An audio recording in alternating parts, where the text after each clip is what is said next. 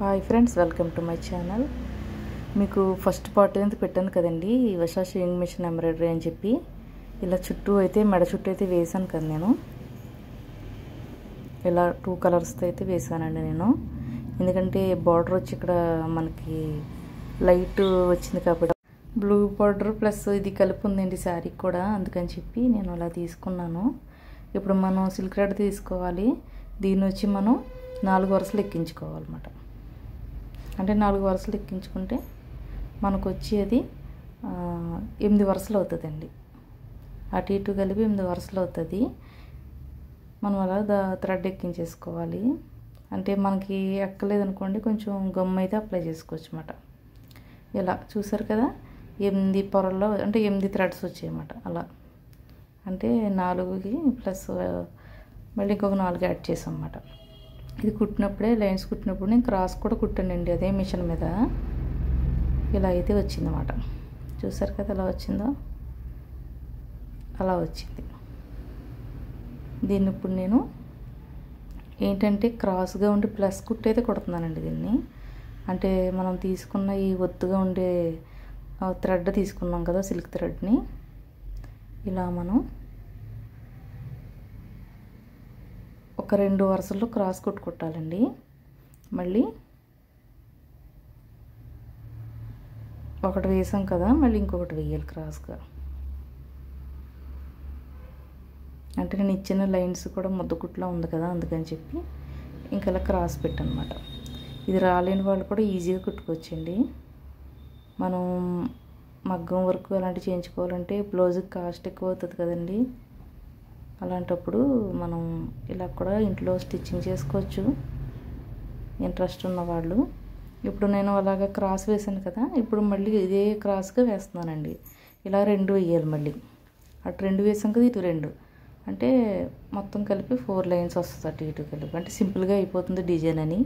నేను ఇది స్టిచ్ చేయడానికి నాకు ఒక 3 డేస్ పట్టింది టైం అయితే. అంటే కొంచెం ఓపికగా కుట్టుకోవాలండి మనం. చూసారు కదా ఎలా ఉందో. అలా లైన్ వేసుకుని వెనుకైతే మనం ముడిలా వేసేసుకోవచ్చండి.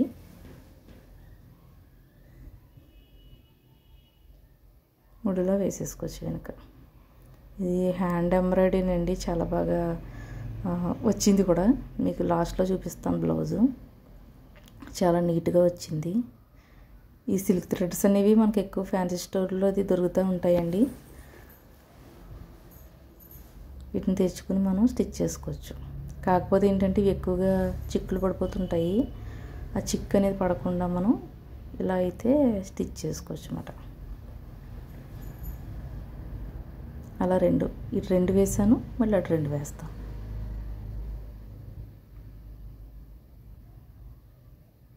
అలాగే ఇప్పుడు మిగిలిన లైన్స్ ఉన్నాయి కదండి, అవన్నీ కూడా మనం కుట్టుకోవాలి ఖచ్చితంగా. అవి కుట్టేసుకుంటే అప్పుడు షుగర్ బీడ్స్ యాడ్ చేస్తాం అన్నమాట. మన దగ్గర షుగర్ బీడ్స్ ఉంటాయి కూడా, ఫ్యాన్సీ స్టోర్లో దొరుకుతాయండి. అంటే ఇప్పుడు మనం చుట్టూ అటు ఇటు లైన్ వేసాను కదా, ఆ లైన్ అనేది థ్రెడ్తో వేస్తారండి, పైపింగ్ థ్రెడ్తో. నేను ఇలా ట్రై చేశాను, బాగా వచ్చింది అనిపించింది, అందుకే స్టిచ్ చేశానండి. అలా ముడైతే వేసేసుకుంటున్నాం అన్నమాట ఇలా పెట్టి. ఇప్పుడు దాన్ని ముడేసుకున్న దాన్ని మనం కట్ చేసేసుకోవాలి. ఇలా కట్ చేసుకోవాలి.